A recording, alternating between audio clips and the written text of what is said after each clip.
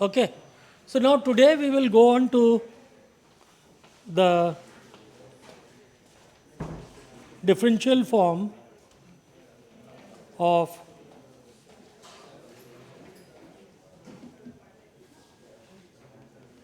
the momentum equation. Now, this of course we know, we start from Cauchy equation, because that is the differential form of the momentum equation. What is Cauchy's equation?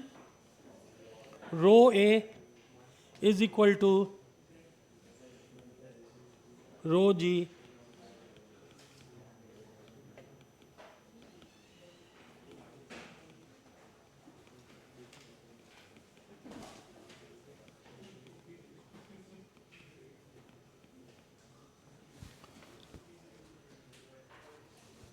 So, this is the basic equation we will start from. Now, in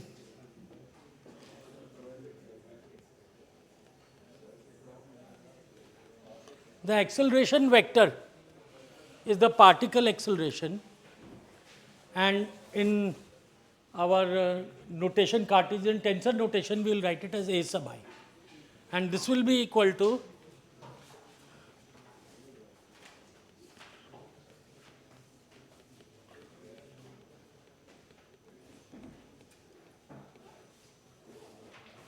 So, this is the first thing which we do, we write it in terms of the velocity field.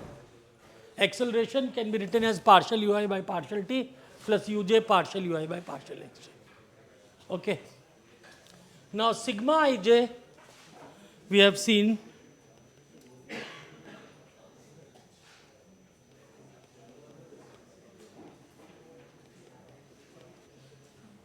we have already seen this, the stress tensor as far as fluid mechanics goes, we divided into this, and earlier we have written this as equal to minus P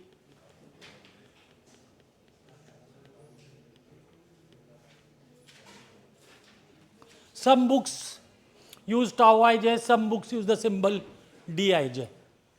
The reason they don't use dij or they don't use tau ij is because it may be confusing with the tau ij of solid mechanics, where it is only the stress tensor, and dij and tau ij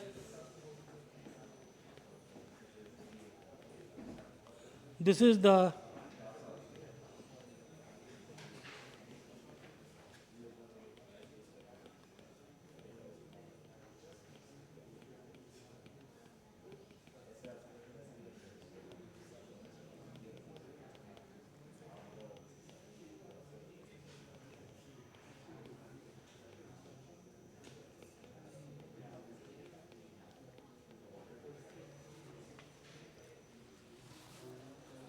So, the isotropic part we write it as pressure, and the deviatoric part is written as tau ij or dij.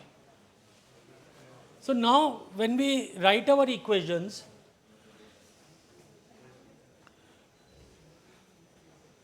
so when we put it in Cauchy's equation, we will get rho times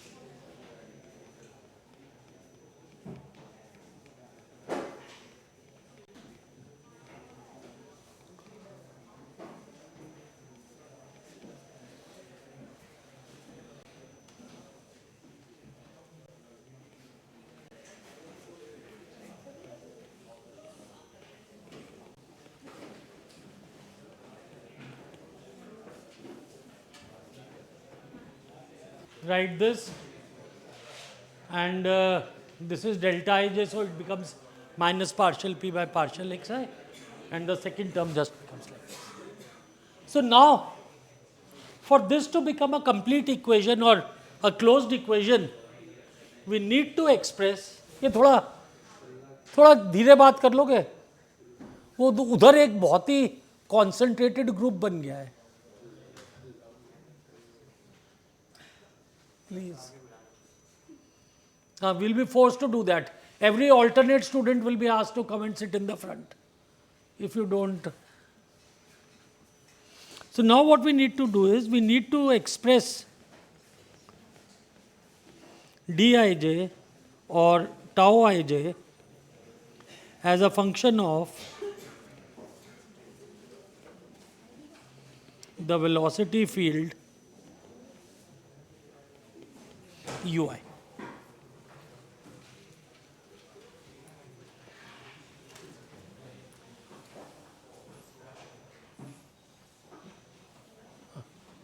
Should I start calling some people in the front? बहुत बोल रहे हो यार, मतलब आराम से बैठ जाओ, सोना है सो जाओ, डिस्टर्ब मत करो. So now, what you realize is, when we have to express the shear stress as a function of velocity gradient, can you think of something? If the velocity field is constant, let us say it's the same velocity, will there be any shear stresses or not? If the velocity at each point in the fluid is the same, so then will there be any shear stress? No. So that means what is causing the shear stress? It is the gradient of velocity. So that means tau ij has to be related to partial ui by partial xj. Because unless the gradients are there, there will be no shear stresses. It will be like a static fluid, what we have seen, that it will be translating fluid. So therefore, what we realize is physically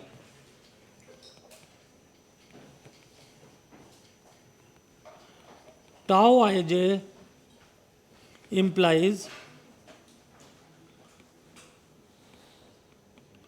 that the gradients of velocity are not zero. So that means when we try to relate this, we will say tau ij has to be related to partial ui by partial xj. Some sort of a relation has to be there. And that is what we will feed in. If we feed that in the equation, we write a relationship, we will get an equation containing only velocity and pressure. So that is what we are trying to do now. So the assumptions which we make, and this thing what we are doing here is what is called as constitutive equations for a fluid. That we are relating the stress tau ij to the velocity. In this, for solids, what did we do? We related tau ij to strains. Sigma ij, tau ij, all of them were related to strains. But in fluid, we will relate them to the velocity gradients. So we make some assumptions.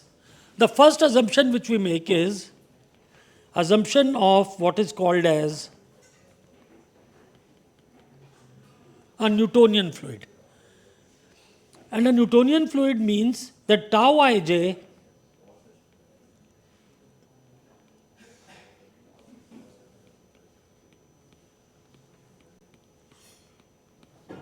is linearly related to dui by dxj.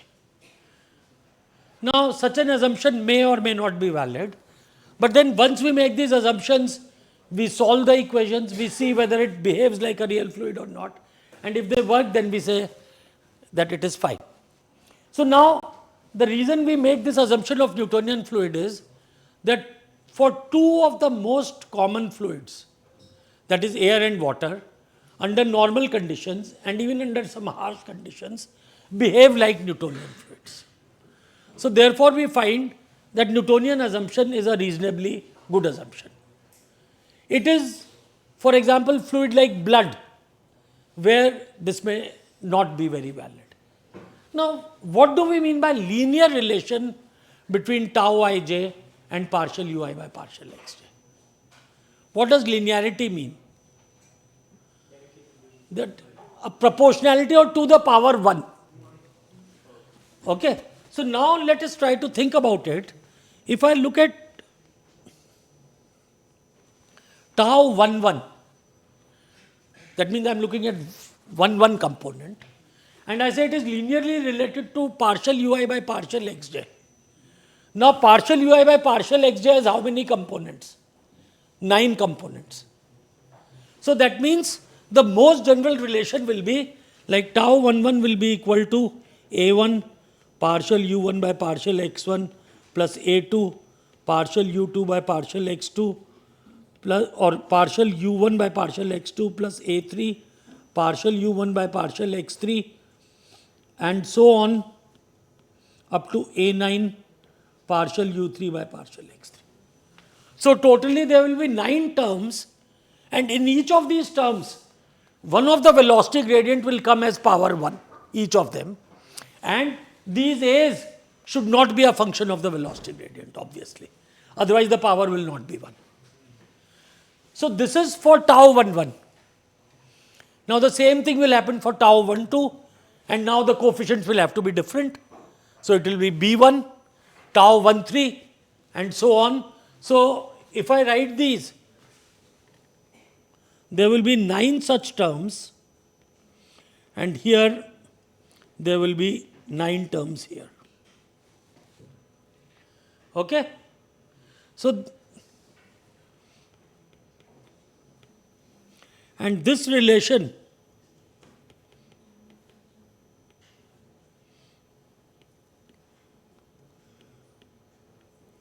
in a general way, if I write it using tensor notation, can be written as tau ij is equal to some tensor aijkl, which means it's a 4th order tensor. 4th order tensor means how many terms? 3 to the power of 4, 81. And if you see, there will be 81 constants there. A1, A2, A9, B1, B2, B9, H1, H2, H9. So there will be 81 constants, and they are all represented by this term. And then you are summing up in a linear way, so it comes like this. So this relation which I would have written like this, in a compact notation can be just written like this. So now what we'll have to see is, this is what is linearity. So with linearity what we get is 81 constants about which we have no idea. What are these 81 constants? Okay? So this is the first assumption which is made. The second assumption which is made is, so assumption number 2, and this is the most drastic assumption, we assume that the fluid is isotropic. What is the meaning of isotropic? Things do not change with direction. So for example, if I look at property when water is flowing, then the property, because of the fluid flow, they will not change whether I am looking at it like this or at an angle. Everywhere it is the same property. And that seems to be a very reasonable assumption. In what type of fluid will this assumption not be valid? Suppose if I have long chain polymers in a flow. Now when those polymers flow, then along the polymers I will have different properties, and across the polymers I will have different properties if the polymers get extended. If they are all mixed around GUI, then they will still be isotropic. But if by flow, if they start getting elongated, then I will have different properties with direction, and there the isotropic assumption will not be valid. But we are assuming it is an isotropic fluid. Now what happens in isotropic fluid will imply that Aijkl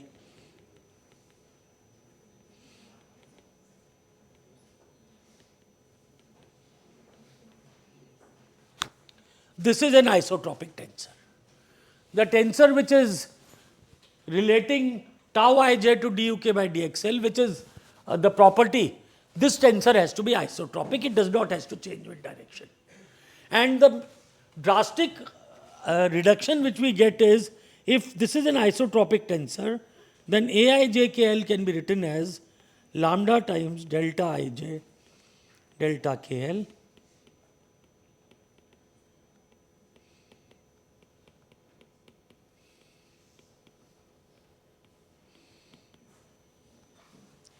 So just on the basis of this isotropic assumption, the 81 constants drop to 3, because things cannot change with direction. And this particular thing which I have written here, this is, if we show a most general form of a 4th order isotropic tensor, is this one. what I have written here. So, therefore, this tensor takes the form like this, and what we get here is tau ij will be like this. That means tau ij can be written as lambda times lambda delta ij delta kl plus lambda prime delta ik delta jl plus lambda double prime partial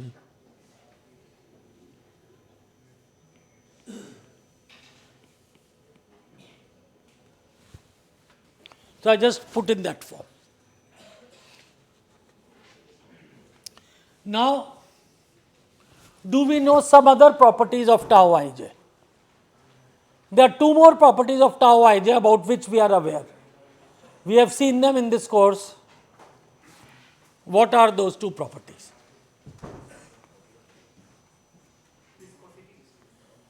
It will be related to viscosity, but mathematically is tau ij, does it have some property? We said it is isotropic, but in terms of anything else, did we show what is the nature of tau ij vis-a-vis ij indices? Tau ii is 0, that is one property, and the second one is equal to tau yx, not minus. Tau ij is equal to tau ji, what you said, symmetric. So, there are two more properties. The symmetry follows moment balance of an element. So, the third property which we have is tau ij is equal to tau ji. This is symmetry of the stress tensor. If the stress tensor is symmetric, its deviatoric part will also be symmetric. And the fourth one is tau ii is equal to 0. That is tau ij is deviatoric. So, we put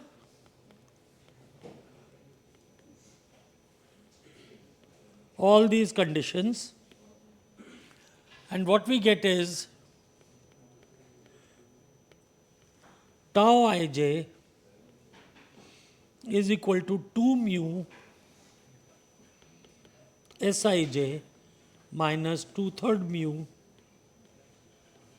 Skk delta Aj, where Sij is equal to half of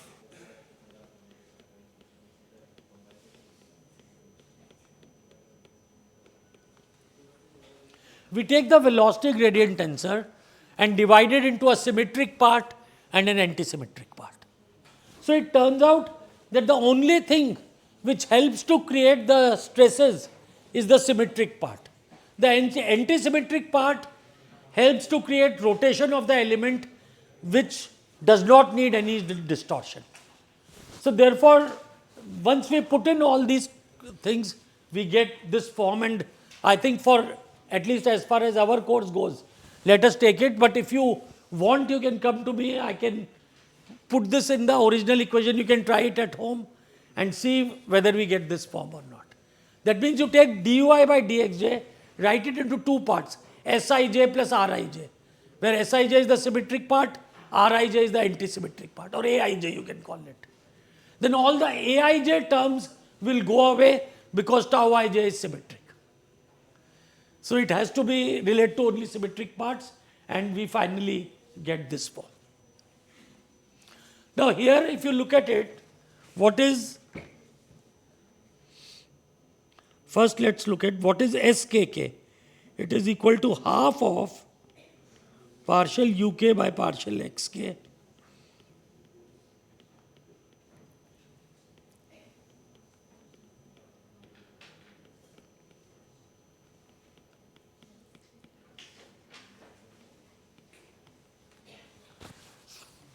Skk, which comes in as the second term there, is nothing but I put I is equal to k, j is equal to k.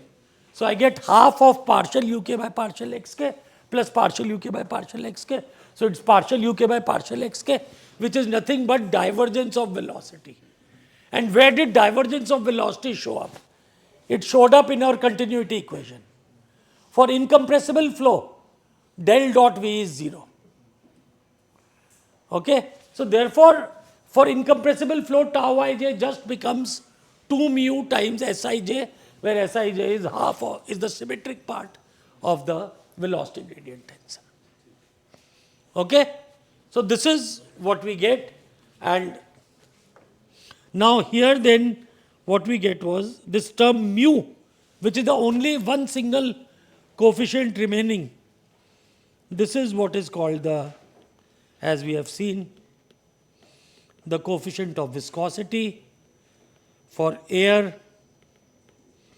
at 15 degrees centigrade. Mu is equal to 1.8 into 10 to the power of minus 5 kilogram per second. And for water, mu is equal to 1.137 into 10 to the power of minus 3 kilogram per second. Which means viscosity of water is almost 100 times mu of air.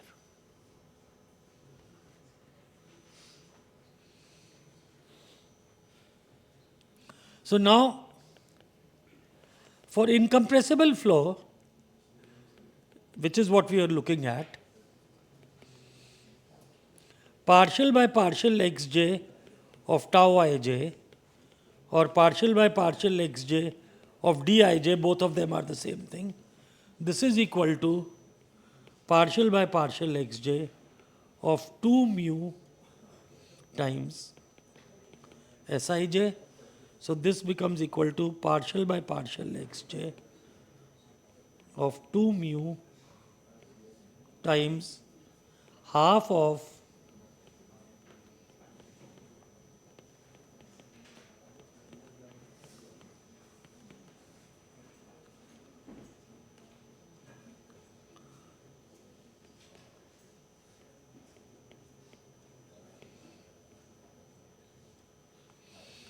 now 2 and 2 will cancel out, then we get mu times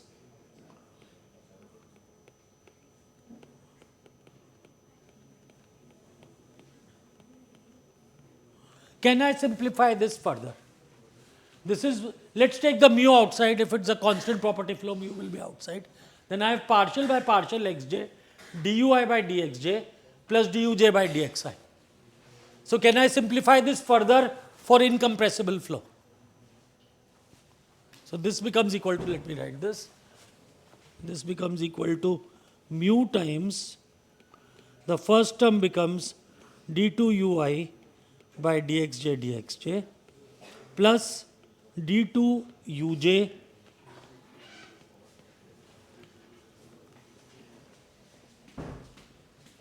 Now what can I say about this term? Why is this 0?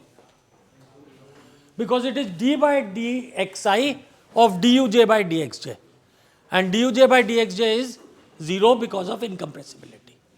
So the second term is 0 for incompressible flows, incompressible constant mu flows, because then you can take out mu. And so what we get is partial by partial xj of dij is equal to mu times d2 ui by dxj dxj, and the momentum equation now, if I write, which is what I wanted to write, for an incompressible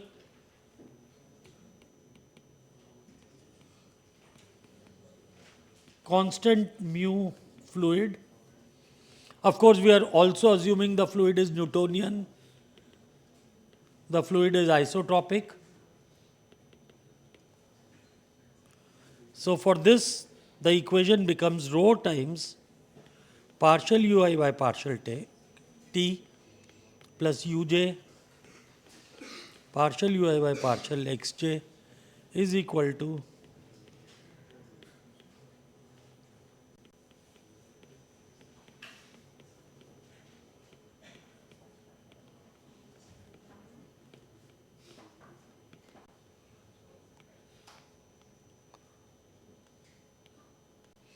So this becomes our governing equation. एक sheet मुझे पकड़ा दो. Could somebody?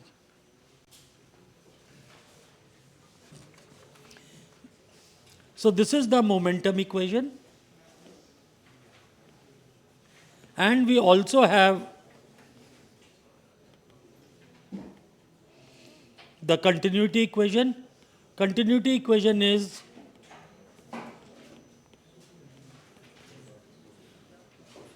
partial ui by partial xi is equal to 0. Okay? So now I'll talk a bit about the nature of these equations, etc. But let's first realize this, that we have got these two equations which we have derived: mass balance and momentum balance. Okay? So now first of all, these equations, as we have done them, they are called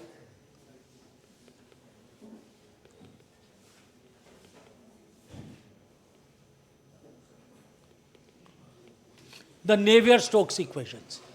And for anyone who is studying fluid mechanics, this is the basic equation where one starts from. The governing equation, they are called the Navier-Stokes equations. Now I have gone through some of the flavor of how we derive this. If you try to see how did we derive this, started from Newton's law, Cauchy's equation. And then we said the stresses are related to strain, and then we made the Newtonian assumption, isotropic assumption, and we got these, and then the incompressible assumption. The reason I am again stressing on these assumptions is, if suppose later on you are doing some problem and you come across a flow where Newtonian assumption cannot be made, so then you have to go back to where we went to tau ij and appropriately change that. Maybe it is a power law fluid. So you will say it goes like square. So there you will have to put in square and the equations will accordingly change.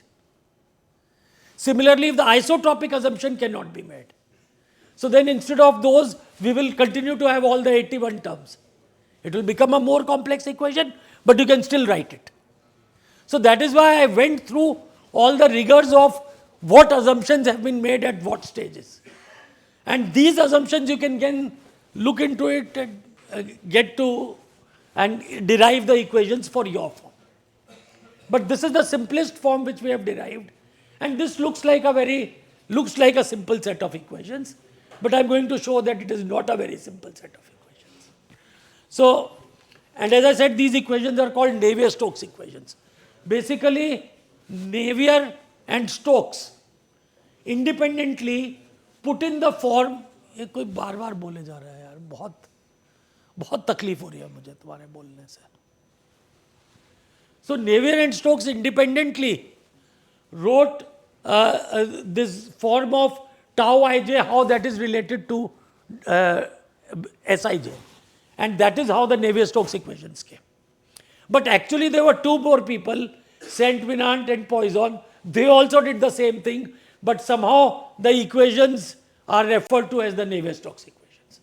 And anybody, any course in fluid mechanics, anywhere when you do fluid mechanics, you will always be starting from the Navier-Stokes equations. So therefore I thought at least we are having only a bit of fluid mechanics, but you should know these equations. So now let us see, whenever we have equations like this, we have two things: dependent variables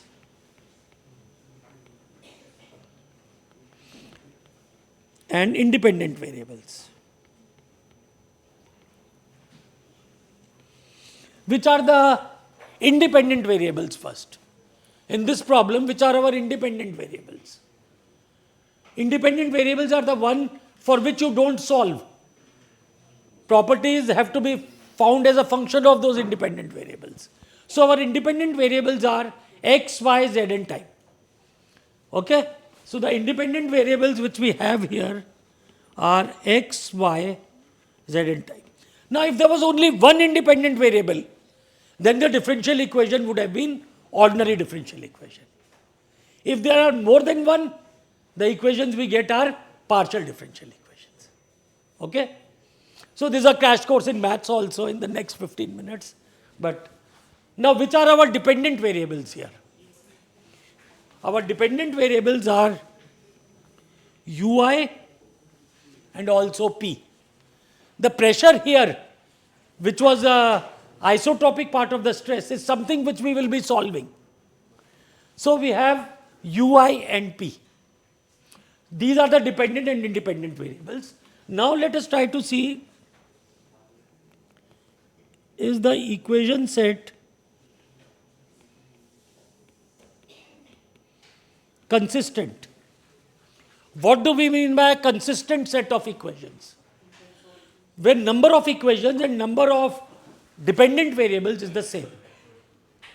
So here our dependent variables are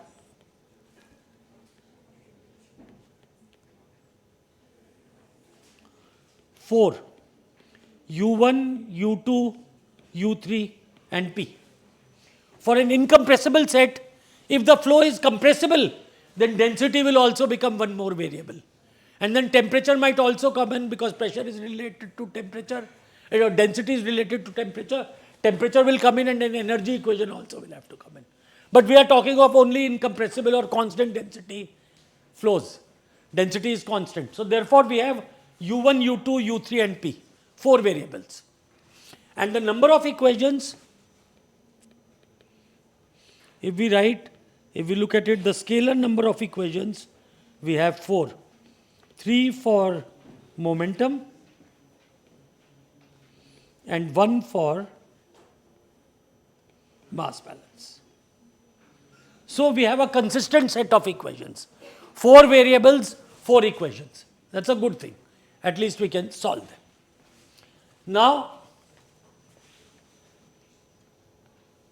so first of all,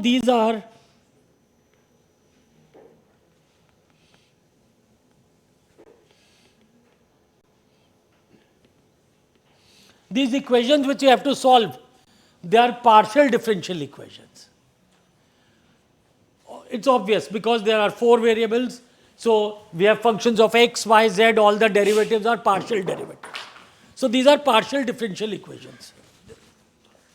What is the order of these differential equations?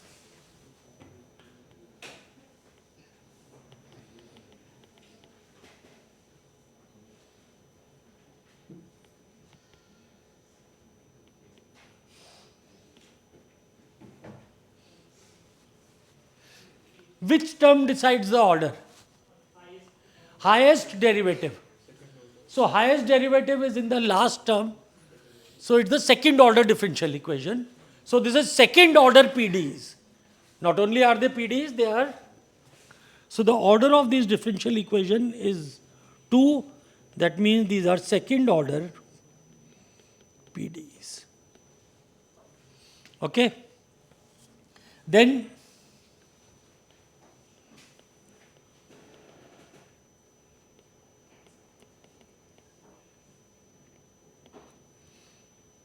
are these equations linear or non-linear?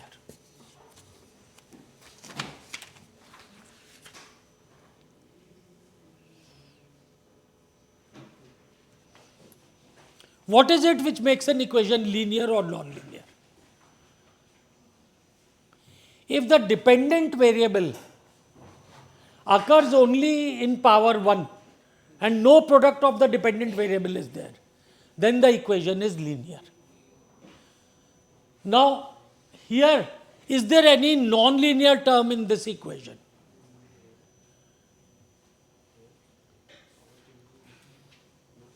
Is this term linear or non-linear? Linear. What about this term? uj dui by dxj.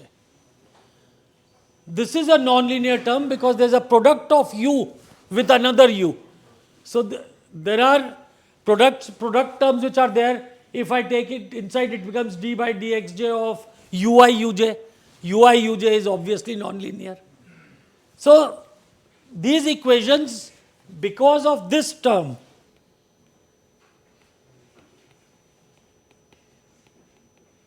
are non-linear. Everything else is linear in this equation, but one term makes them nonlinear. So the equations which I said, which I asked, posed the question, they are nonlinear because of uj dui by dx theta. And nonlinear equations are an order of magnitude difficult to solve as compared to linear equations. In linear equations, if you have one solution with one boundary condition, a second solution with a second boundary condition, you add the two, that is also a solution. But in nonlinear equations, it is not. So therefore, nonlinear equations admit multiple solutions. A simple example of that, you take a linear algebraic equation. Ax is equal to 5. It has only one solution.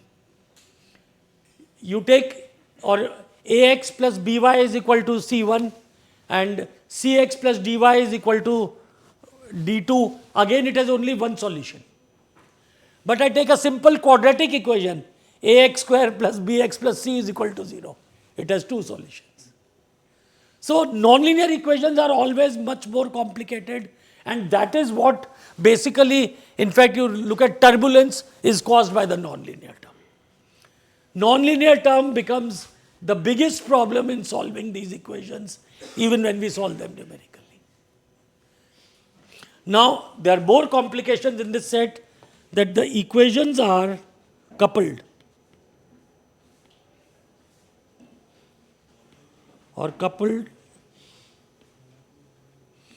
That means no separate equation for u1, u2 or u3 or p. Equation for u1 will also contain u2. Equation for u2, I have written it only in the tensor form. We will, when we expand it, we will find all the three terms come together, and simultaneous equations again are always more difficult to solve as compared to non-simultaneous equations. If there is an equation only for u1, no u2, that will be easier to solve. But otherwise you have to solve all of them together.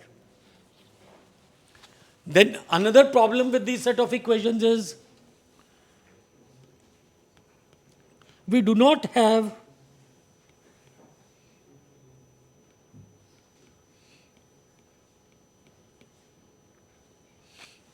there is no direct equation for pressure, the way we have written these equations.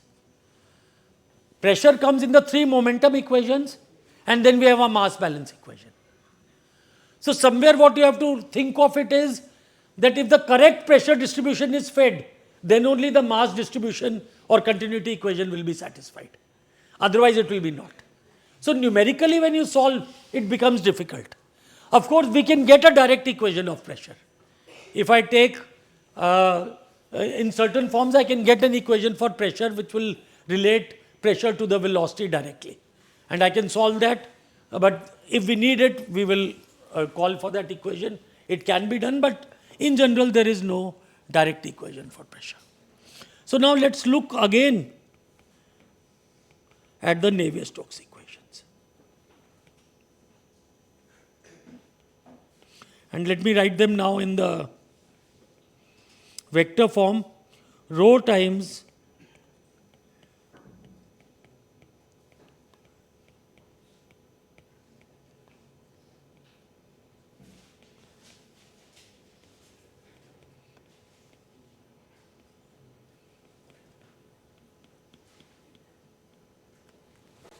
if I write them in the vector form, the same set of equations which I wrote in the Cartesian form look like this. Now let's physically try to attribute what is this term, the left hand side.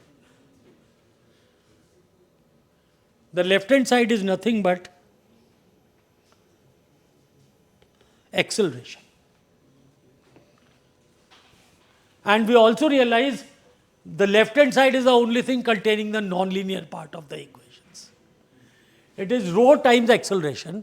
If I take out rho, so the term in the curly brackets is the acceleration of a fluid particle. And this contains the nonlinear term. And so now, what is Newton's law? Newton's law tells you mass times acceleration is equal to sum of all the forces acting. So the left hand side is acceleration, right hand side is all the external forces acting on a fluid particle. Which are the external forces which are acting on a fluid particle? If we try to look at them, so this term is basically the pressure gradient. So if there is an isotropic stress acting that causes pressure, that is what we call as pressure. So one of the terms, external forces acting on a fluid particle, is the pressure. Okay. The second term, rho times g, this is nothing but the body force. And this we can call as the viscous term. The viscosity, that shows up as mu times del square v. So these are the different physical elements. Acceleration is balanced by the different forces which are acting, and the different forces are the pressure force, the body force, and the viscous force. And sum of all these forces is equal to acceleration. And if acceleration is 0, then all these forces have to balance amongst each other on a fluid particle. That is what this equation tells you. Now there is one more thing which we need before we can start solving these equations. I am not going to start the solution today, but let's look at the other ingredient in a differential equation. What all, other than the equation, what do we need to get the full solution?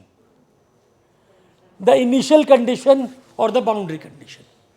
So here again we need the boundary conditions and or the initial condition. The short form for boundary conditions will be, I'm going to use this, and for initial condition I will use IC. Now, the boundary conditions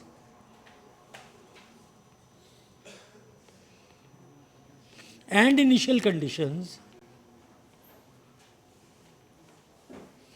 they come from the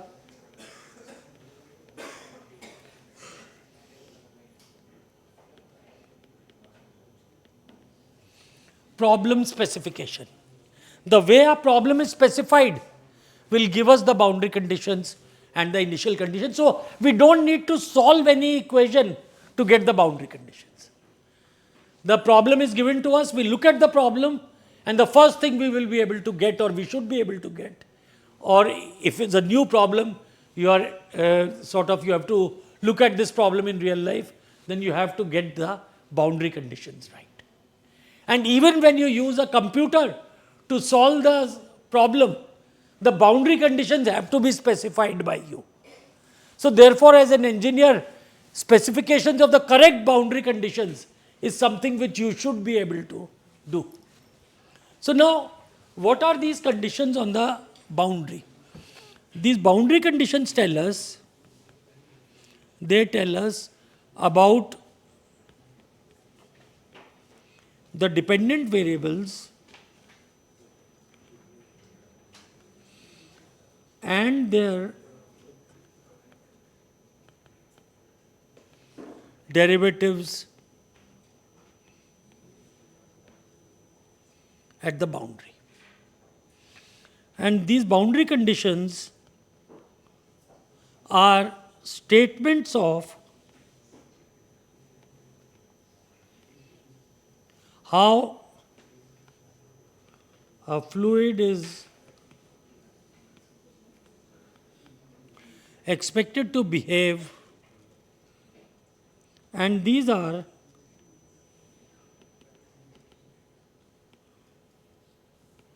empirical relations which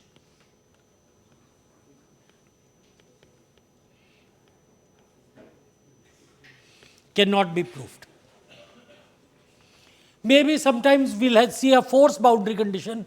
Certain people try to sort of say that the force boundary condition can be proved by taking a small element on the boundary and doing a force balance there. But so now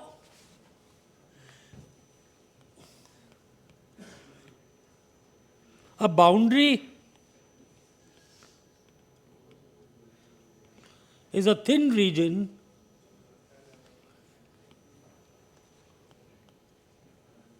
of negligible volume. So, for example, this is one region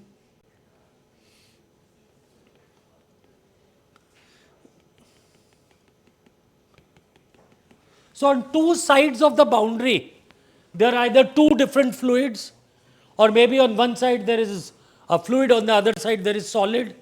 So there are two different materials on two sides of the boundary, and this thin region, which is the interface between the two, this is what we call as the boundary. Now, on the boundary we have two types of boundary condition. One is what we call as the kinematic boundary condition, and the second is what we call as the stress boundary condition.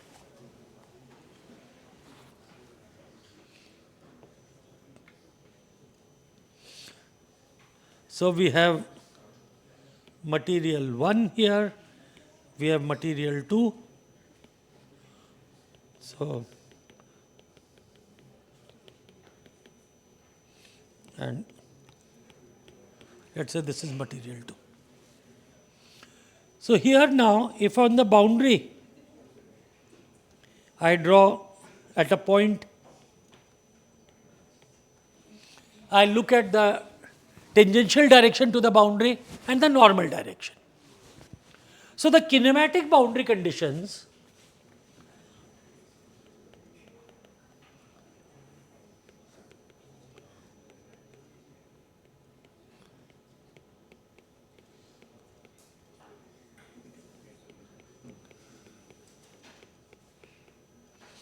there are two boundary conditions we say, and this is basically a statement that there is equilibrium at the boundary.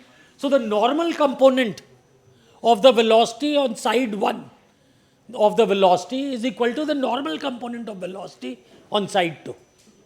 Now this basically Vn1 is equal to Vn2 will follow mass balance. If suppose a boundary is sort of, you press the boundary, suppose it's an elastic boundary, then whatever is the normal velocity on side 1 is equal to normal velocity on side 2. So Vn1 is equal to Vn2 follows in some sense mass balance. Now there is no obvious reason for the tangential velocities to be equal. The only reason why we say Vt1 is equal to Vt2 is because we observe this, and this is because of basically viscosity. That because there is viscosity, so that means the two layers of fluid which are there at the boundary on both sides, they will have the same velocities. Otherwise, there are possibly conditions where there is slip at the velocity, and we do encounter some very special conditions when there is slip. But we take this Vt1 is equal to Vt2, so this is what we call as the no slip boundary condition, and this follows mass balance. So no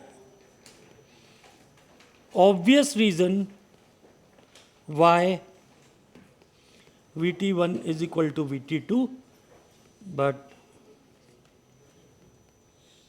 this is observed and hence an empirical relation.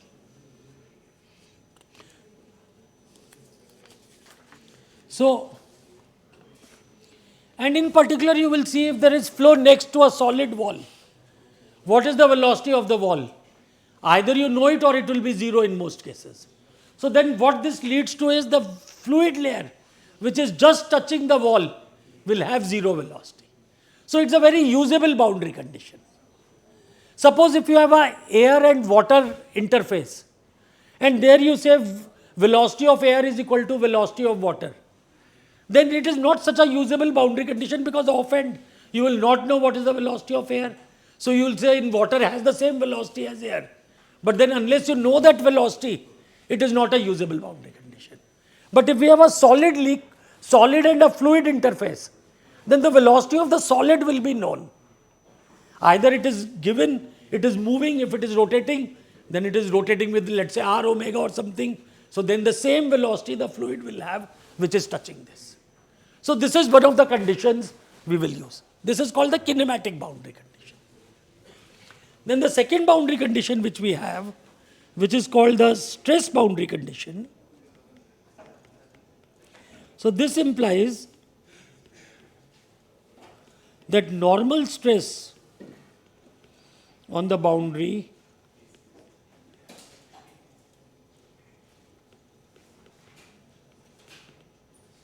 is equal on both sides.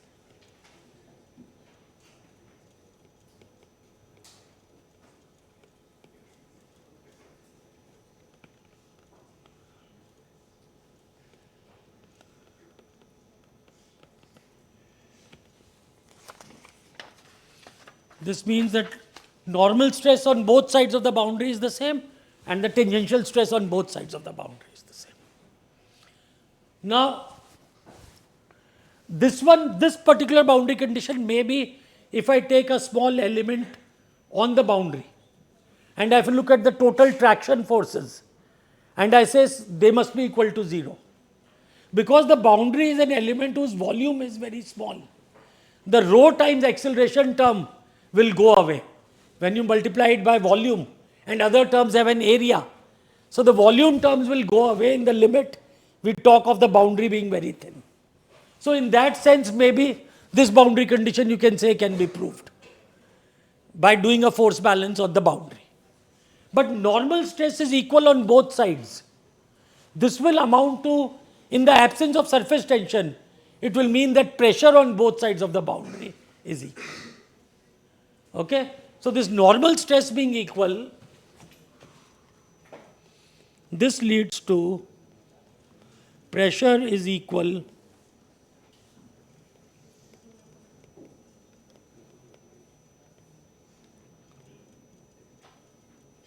on both sides of the boundary. And this becomes a very usable boundary condition if there is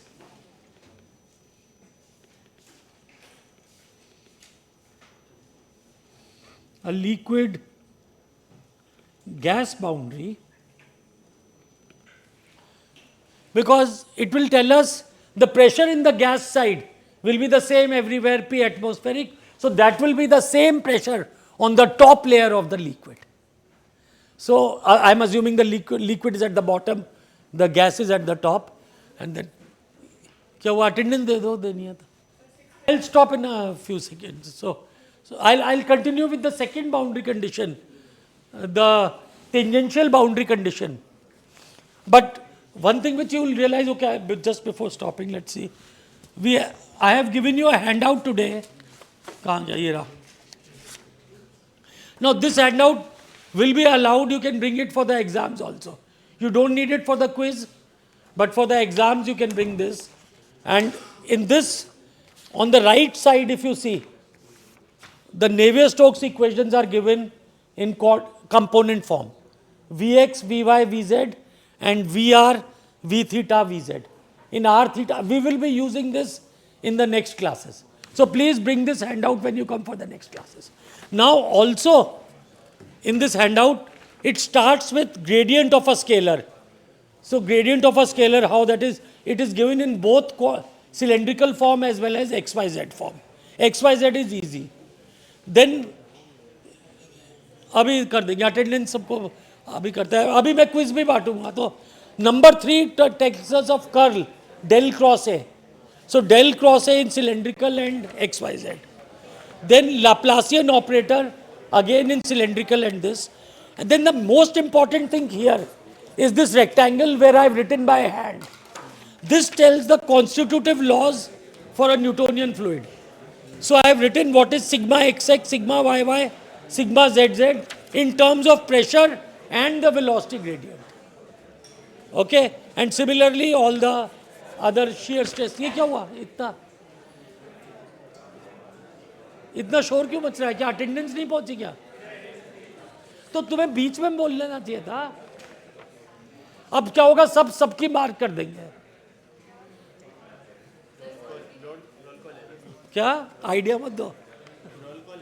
और roll call लूंगा मैं अभी. इसको call करने के बाद I will be taking a roll call. So फटाफट आगे दे दो भैया. आप रोक क्यों रहे हो तुम? तो तुम अपनी साइन करो और आगे दो. अपना नंबर नहीं पता तुम्हें कहाँ आता है हर बार.